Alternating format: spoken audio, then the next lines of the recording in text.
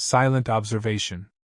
Raxenear's mandibles vibrated, the sound amplified to a sharp staccato in the command deck's pristine stillness. Before him, the holographic projection swam with azure hues and celestial swirls. Earth, he grated, the word leaving a bitter residue. Commander, sensors indicate a rudimentary planetary defense system, intoned the sensor officer with synthetic detachment. Atmospheric composition, nitrogen-oxygen rich, ideal for carbon-based lifeforms. Primary sentient species, human. Raxenear snorted, his compound eyes contracting. Carbon-based, inevitable, frail. He jabbed a segmented digit at the shimmering image. Military assets, warships, orbital emplacements, display them. The projection magnified, revealing a smattering of satellites, orbiting in a desultory manner. Derisory. Antiquated space stations, relics of a forgotten epoch, drifted listlessly. No defensive bulwarks, no coordinated patrols. No credible threat to a KRYL incursion.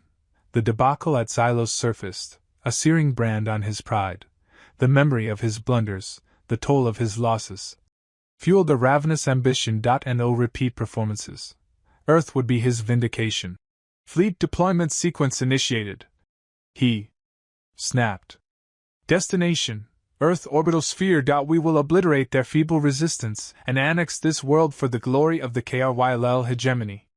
A surge of activity pulsed through the bridge as the crew responded, their movements honed and synchronized. KRYL warriors, forged for conquest, indoctrinated for absolute fealty. He would suffer no deviation, no faltering. His reputation, his very survival, hung in the balance. He cast a glance at the tactical display. A representation of the KRYL armada arrayed in flawless battle formation, poised to descend. The flagship, Voidbringer, pulsed with harnessed power, a coiled serpent ready to strike. Soon, he would bask in the incandescent light of victory, the stigma of Xylos banished to the annals of history. Zara Ramirez's grip tightened on the Phoenix's flight stick, her fingers bone-white. The planet below unfolded in a stunning panorama of aquamarine and verdant swathes, yet her gut churned with premonition. Anything on the deep scan, Zara? Marcus's voice crackled in her ears. She sighed, recalibrating the sensors. Negative, Marcus. Standard cosmic microwave background and hold. Faint energy spike far beyond Pluto's orbit. Significant in scale. Scale as in fleet scale. The word caught like a shard in her throat. Marcus cursed under his breath. KRYL hostiles? Zara remained silent, her mind whirling. The KRYL. After years of uneasy calm, they were back. And Earth was catastrophically unprepared. The planetary defense budget had been systematically gutted, funneled into social programs and infrastructure initiatives. The old guard believed Earth was a lost cause, that humanity was on its last legs. Transmitting data packet to Command HQ, she said, her voice taut. They need immediate sitrep. She angled the Phoenix, coaxing maximum velocity from the engines. Time was a luxury they couldn't afford. The destiny of Earth, the future of Homo sapiens, hinged on the coming hours. Beneath her, the skeletal remains of the American Midwest stretched into the horizon. Abandoned settlements served as grim memorials to ecologic decimation and mass exodus. The crumbling remnants of civilization served as a constant reminder of what was at stake. Zara dreamt of a brighter tomorrow, a reality where children frolicked in fertile fields, where humanity looked toward the stars with anticipation rather than dread. But that vision seemed increasingly unattainable, a wisp of vapor fading from reach. Her comms flared to life. It was command. Phoenix Earth Central. Data confirmed. KRYL invasion force detected. Estimated time to Earth intercept, 12 hours. Stand by for combat deployment. 12 hours. A mere blink. She closed her eyes for a heartbeat, a silent plea passing through her. Then, she opened them, her resolve hardening to titanium. Roger that, Earth Central. She returned, her voice unwavering. Phoenix is combat ready. Bring them on. The KRYL descent. The void shuddered, not with a bang, but with a shimmering, unsettling ripple. Then they arrived. KRYL ships, obsidian shards against the velvet black, poured from the warp points like insects swarming from a disturbed nest. Their formation was less a fleet, more a predatory swarm, a chaotic ballet of lethal angles and menacing energy signatures. A wave of distorted static crashed across every communication channel, followed by a guttural voice that resonated with cold authority. Humans of Earth, your defiance is inefficient. Surrender now. Embrace the inevitability of KRYL assimilation. Raxanar, aboard the flagship Shard of Oblivion, snarled. *inefficient star.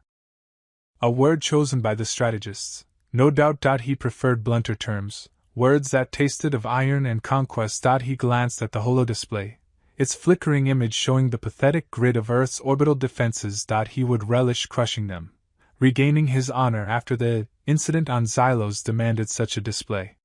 Begin the cleansing, he commanded, his voice a low growl that sent tremors through the deck crew. Below, on Earth, the sudden appearance of the KRYL fleet threw the world into chaos. Sirens wailed, news anchors stammered, and the carefully constructed illusion of peace shattered. In the orbital defense platforms, soldiers braced for the inevitable. Zara Phoenix Ramirez, strapped into the cockpit of her interceptor Valkyrie, felt a cold knot tighten in her stomach. Her squadron, the Hellhawks, were a mere handful of fighters against an overwhelming tide. Yet defiance burned bright in her eyes. Hellhawks, this is Phoenix. Lock S-foils in attack position. Let's show these bastards what Earth hospitality really means. Valkyrie screamed as Zara punched the engines. The other Hellhawks followed, a defiant swarm of human ingenuity against the alien onslaught. They were outnumbered, outgunned, but not outmaneuvered, not yet. The first volley of KRYL fire ripped through the orbital defense platforms. The stations, meant to be humanity's last bastion, crumpled like tin cans before the raw power of the KRYL weaponry. Zara watched in horror as a station, designation Hope, blossomed into a silent, expanding fireball. Hope, extinguished. Phoenix to all units, evasive maneuvers, they're targeting the platforms. Zara yelled, her voice tight with adrenaline. She pulled Valkyrie into a sharp turn, dodging a barrage of energy bolts that singed her shields. The cockpit rattled violently. Two Hellhawks weren't so lucky. A blue lance of energy pierced through Hammer's fighter, leaving only debris drifting in the void. Another Hellhawk, Wraith, spun out of control, its engines crippled. Zara gritted her teeth, the image of Wraith's panicked face flashing across her mind. She couldn't dwell on it. Not now. The KRYL fighters, sleek and deadly, descended upon the Hellhawks. Their movements were precise, efficient, devoid of any hint of mercy.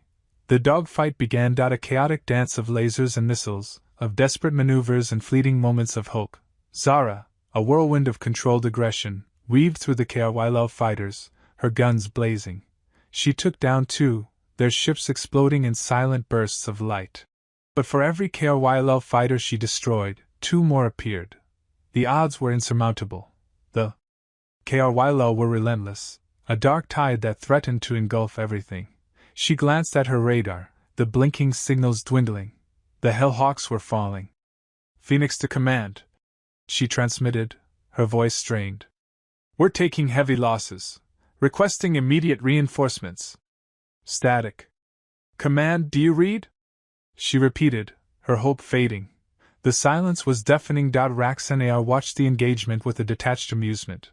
The human fighters were annoying, like gnats buzzing around a rancor, but ultimately insignificant. Increase the bombardment of the surface, he ordered, his eyes cold. Let them feel the weight of KRYL dominance. He would allow no trace of weakness or compassion to surface. This was his chance. He would not fail again. Pockets of resistance. The violet sky wept crimson tears as KRYL boarding vessels punched through the atmosphere. Raxanar, on the iron Talon S bridge, remained a statue of chitinous calm. Calm's array, he gravelled, his voice like stone grinding on stone. Isolate it. Let their pleas be swallowed by the void. Below, in Neo-Kiev, Lena Petrova witnessed the skies rending from the deep sleep facility. Dust motes pirouette in a lone sunbeam that illuminated her workbench. Before her, a drone lay dissected, its wires like exposed nerve endings. Usually, The machinery's thrum offered her comfort, but the recent hush felt oppressive, a prelude to disaster. The emergency broadcast system had fallen silent an hour before. Then the earth convulsed. The facility bucked like a startled animal. Lena, thrown off balance, sent a mug of cold coffee crashing to the floor. Sirens began their mournful song, a sound quickly devoured by the heavier, guttural bellows that rolled in from the city. HFY landings. They all anticipated this day, yet foreknowledge did little to blunt the sting of terror. Outside, pandemonium reigned. Streets once teeming with life became a chaotic stampede for survival. People, desperate to escape the alien incursion, jostled and shoved. HFY troopers, encased in obsidian armor, advanced with chilling precision. Their energy weapons carved streaks of searing light through the air, leaving behind trails of smoke and charred remains. A handful of civilians, armed with improvised weapons, lead pipes, box wrenches, even cutlery, charged into the face of the HFY advance. Their valor was a flickering candle in a hurricane. Energy blasts sighed through them, and the HFY surged forward, relentless and cold. Raxnar received the situation reports with detached approval. Insurrection, quelled, he rumbled, a faint flicker of satisfaction twisting his mandibles. This meager victory soothed his wounded pride. Failure was unthinkable. Not again. The taste of humiliation still lingered, acrid on his tongue. Across the city, in a reinforced bunker beneath the shattered remnants of Parliament, Commander Ramirez watched the unfolding horror on a holographic display. Her face was a mask of grim determination, etched with fatigue. "They're hitting population centers," she stated, her voice brittle with controlled fury. "Targeting key infrastructure. They intend to cripple us. Casualties are catastrophic," a junior officer stammered. Ramirez slammed a fist on the reinforced table. "We prepared for this. Where are the defense grids? Where are our air wings?" "Neutralized, Commander," the officer reported. "Their technology surpasses ours." "Surpasses, but does not eclipse," Ramirez retorted. "We adapt. We innovate. We strike where they least expect it. Resistance cells, understood. Small teams, guerrilla warfare. We will make them pay in blood for every centimeter of this world." Lena Petrova, deep inside the deep sleep facility, was already doing just that. She knew the facility's original purpose was now moot. The ships, the sleepers, were light years from readiness. But the facility remained a repository of advanced tech. She snatched up her toolkit, a worn satchel bursting with wires, circuits, and salvaged components. The facility's automated defenses coughed and sputtered to life. Turrets rose from the ground, unleashing a desperate volley of projectiles at the invaders. It was a symbolic act, but it bought Lena precious moments. She sprinted through the abandoned corridors, her boots drumming against the metal floor.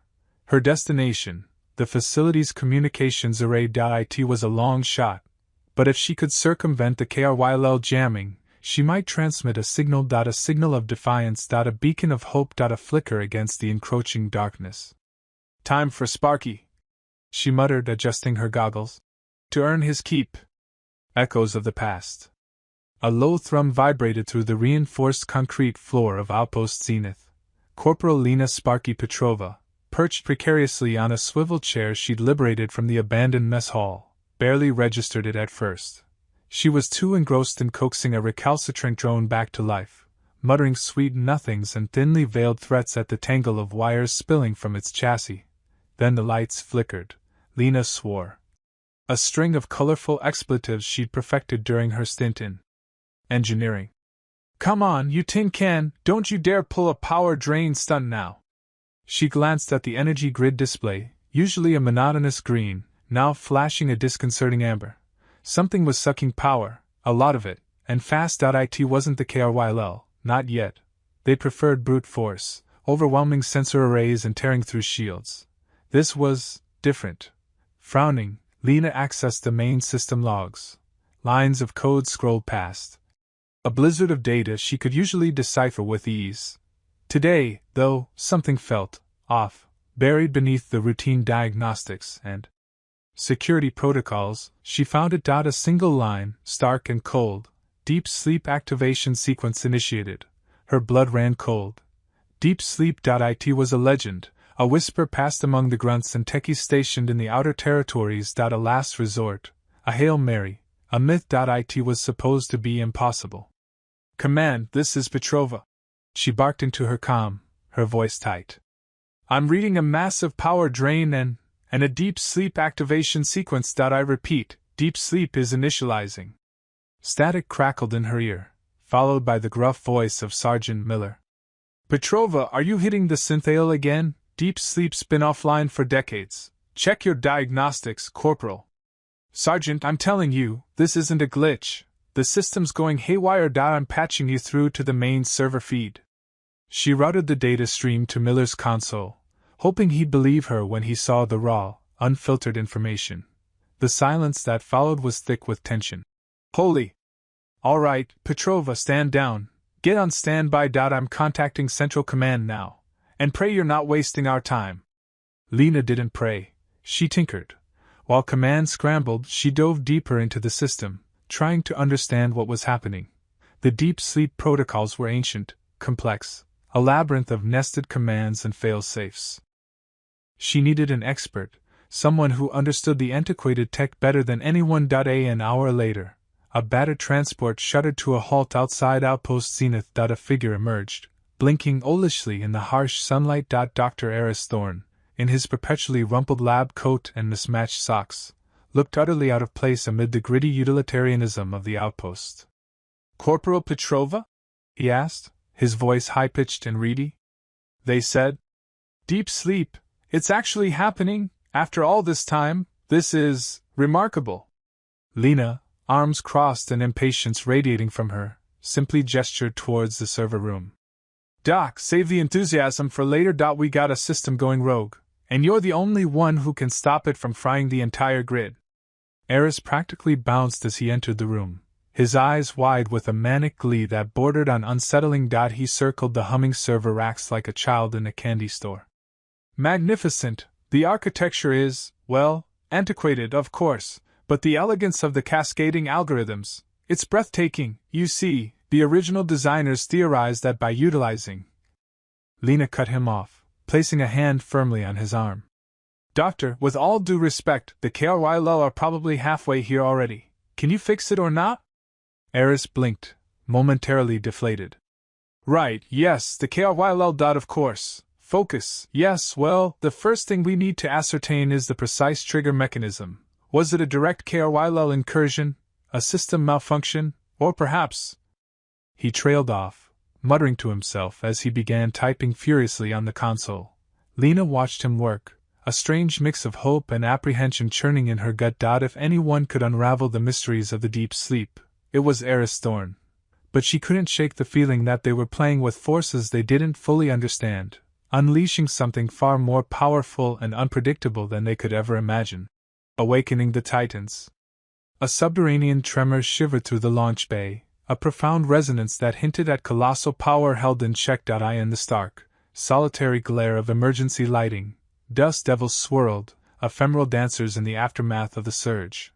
Suddenly, a hairline fracture laced across the Duracrete, an insidious vein spreading like lightning. Others erupted. A network of cracks illuminating with an unsettling inner luminescence. By the void, what's going on? Sparky's voice, a strained whisper, betrayed a blend of apprehension and morbid fascination.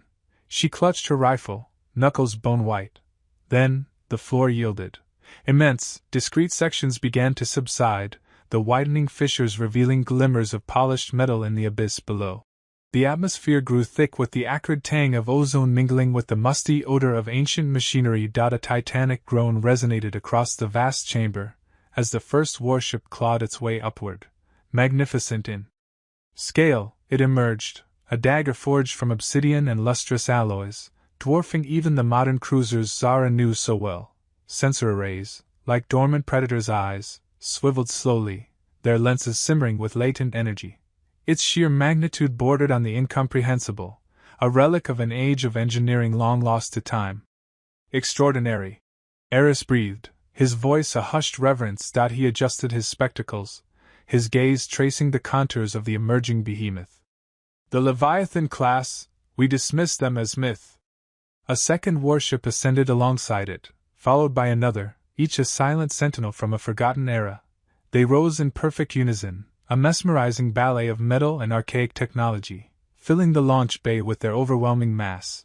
Zara could only stare, struck dumb. Reassigned. The message had been clear. And no longer in command of the Valkyrie, she was now tasked with overseeing the activation and subsequent command of one of these colossi. "Myths, Doctor?" Sparky inquired, her initial dread yielding to a burgeoning curiosity. "What sort of myths?"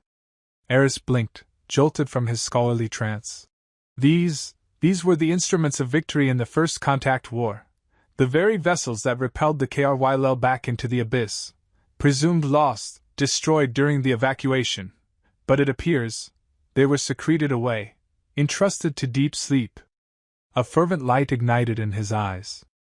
They harnessed a phased matter energy drive, capable of manipulating space-time on a localized scale. Imagine the destructive potential, the strategic leverage.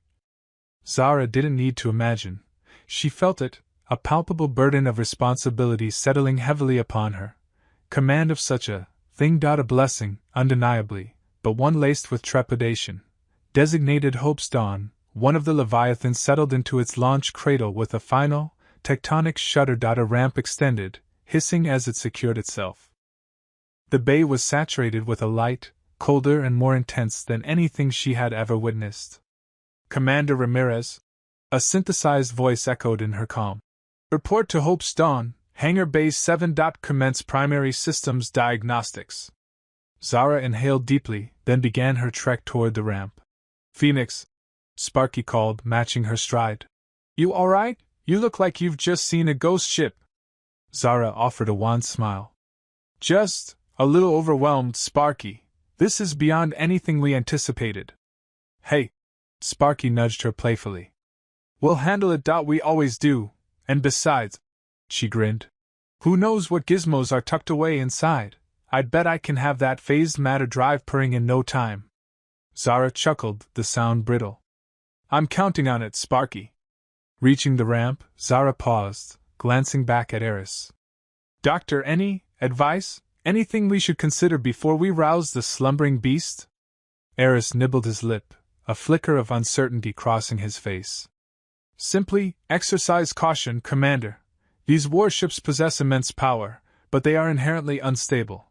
Their systems are antiquated, susceptible to unexpected anomalies. And remember, they were forged for a bygone war, against a very different foe."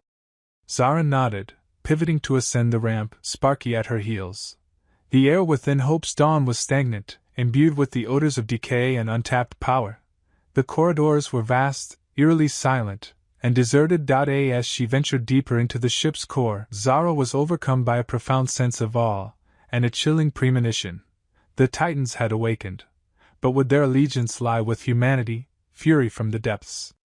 Raxenear's mandibles ticked, a predatory rhythm against the backdrop of a shattered human fleet, ripe for the kill. A rare sliver of gratification pierced his stoic facade. This triumph, though small on a cosmic scale, would pave his path back to grace. The Xanthus failure remained a raw wound, a constant sting of inadequacy he vowed to avenge. "Maximize forward battery output. Target command vessels first. Break their will," he barked, the command a rasping tremor that vibrated through the KRYL command deck. Then, the impossible occurred. From the stardusted abyss, where emptiness reigned, hulking forms blossomed into existence.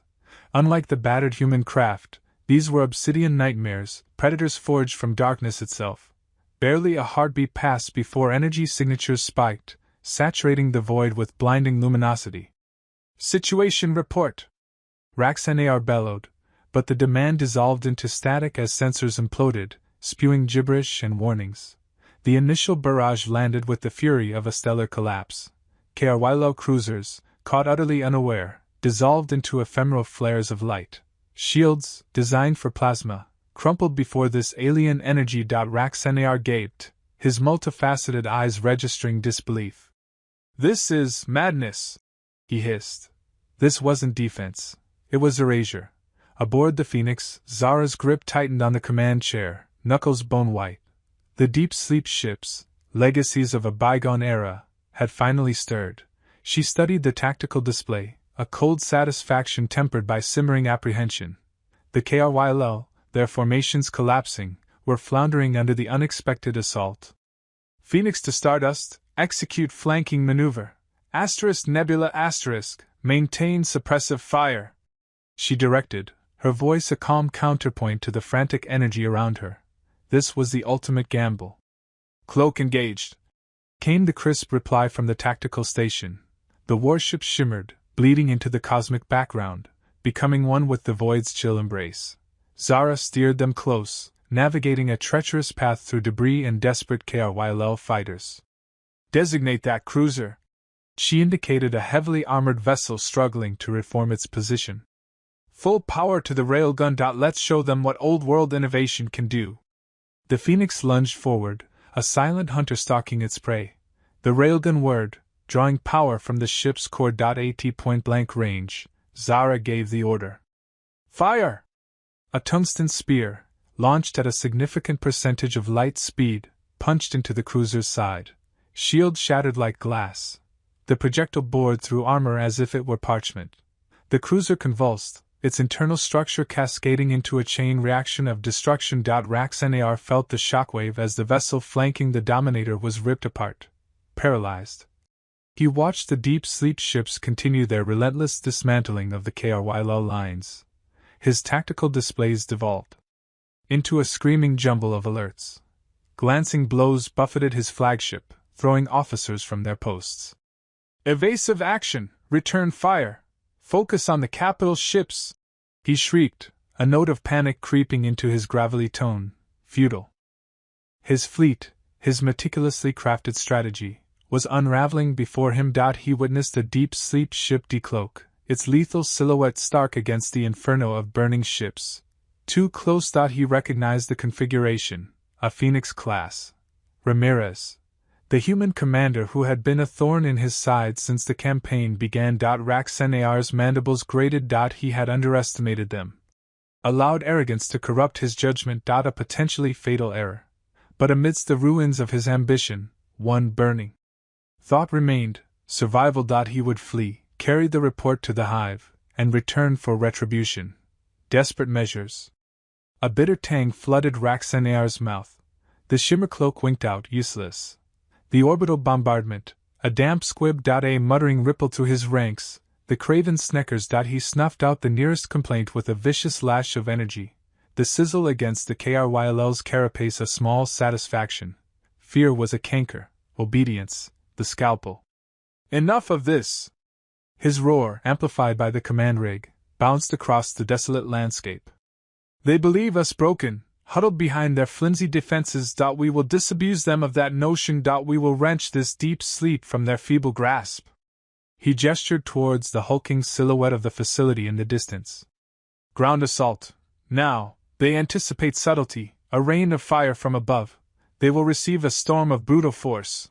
His fleet, his meticulously crafted strategy, was unraveling before him. He witnessed a deep sleep ship decloak, its lethal silhouette stark against the inferno of burning ships. Too close. He recognized the configuration, a Phoenix class. Ramirez, the human commander who had been a thorn in his side since the campaign began. Raxnar's mandibles grated. He had underestimated them. Allowed arrogance to corrupt his judgment. A potentially fatal error. But amidst the ruins of his ambition, one burning thought remained: survival. He would flee, carry the report to the hive, and return for retribution. Desperate measures. A bitter tang flooded Raxnar's mouth. The shimmer cloak winked out, useless. The orbital bombardment, a damp squib. A muttering rippled through his ranks, the craven sneckers. He snuffed out the nearest complaint with a vicious lash of energy. The sizzle against the KRYL's carapace a small satisfaction. Fear was a canker, obedience, the scalpel. Enough of this! His roar, amplified by the command rig, bounced across the desolate landscape. They believe us broken, huddled behind their flimsy defenses. We will disabuse them of that notion. We will wrench this deep sleep from their feeble grasp. He gestured towards the hulking silhouette of the facility in the distance. Ground assault. Now, they anticipate subtlety, A rain of fire from above. They will receive a storm of brutal force. Prove them wrong. The earth groaned as the KRYL war engines lurched forward. Grolak tanks choked the air with black plumes, their cannons pivoting towards the target. A tide of KRYL infantry, their chitinous shells reflecting the pallid light, surged in their wake. Raxanar felt a shard of icy resolve settle in his core. This was it. Salvation, or annihilation. He had a strong preference for the former. Inside the deep sleep control center, Corporal Lena, Sparky, Petrova slammed a fresh power cell into her plasma rifle. "All right, people, let's dance," she shouted, the words echoing off the hastily erected barricades. "Consider this a rather intense game of capture the flag." Around her, a smattering of exhausted soldiers double-checked their gear, faces etched with fatigue. Hope, she knew, was a luxury they couldn't afford. Survival hinged on cold, hard practicality. "Sergeant Miller, you and Johnson, hold the west entrance. Ramirez, take the south. Keep those Grolak sons of bitches from strolling through the front door." Lena muttered a prayer as she ran diagnostics on the automated turret system. "Come on, sweetheart, don't fail me now." The display glowed green. A relief. She had coaxed the damn thing to run at double its rated capacity, a gamble, but they needed every edge they could find.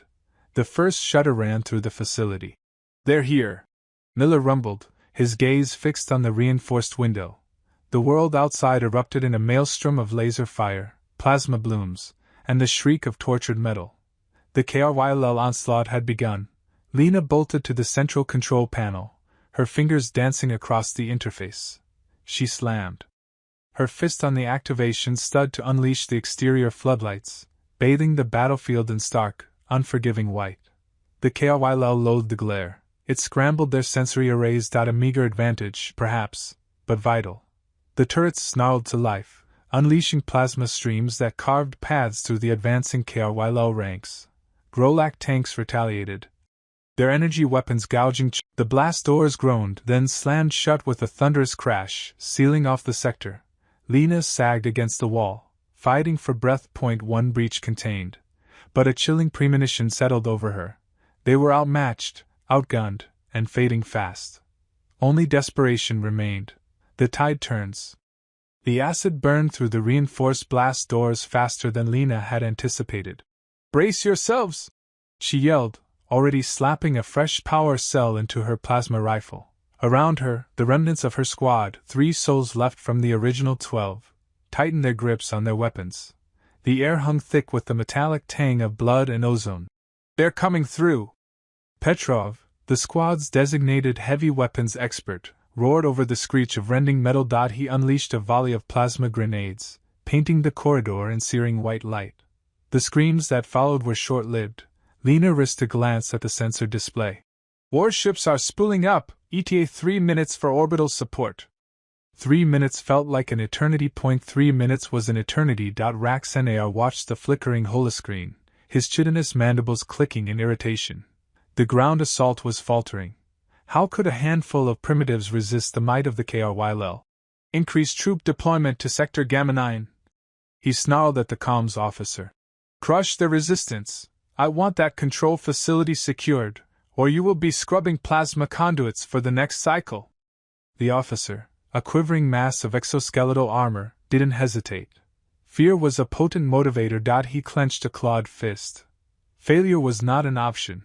The humiliation of the Xylo Nebula still haunted his dreams, the screams of his dying comrades echoing in the void. He needed this victory. He deserved this victory. Back on the ground. The corridor had become a charnel house. Petrov's heavy plasma cannon chewed through KRYL soldiers, reducing them to smoking craters. But for every one that fell, 2 more took its place. Lena felt a searing pain in her shoulder, a lucky shot that glanced off her armor. She ignored it, squeezing off controlled bursts, aiming for the joints in their exoskeletons. "We need to fall back." Miller, the squad's medic, gasped, clutching a bleeding wound in his side. "We can't hold them here." Lena shook her head. "Negative. We hold the line.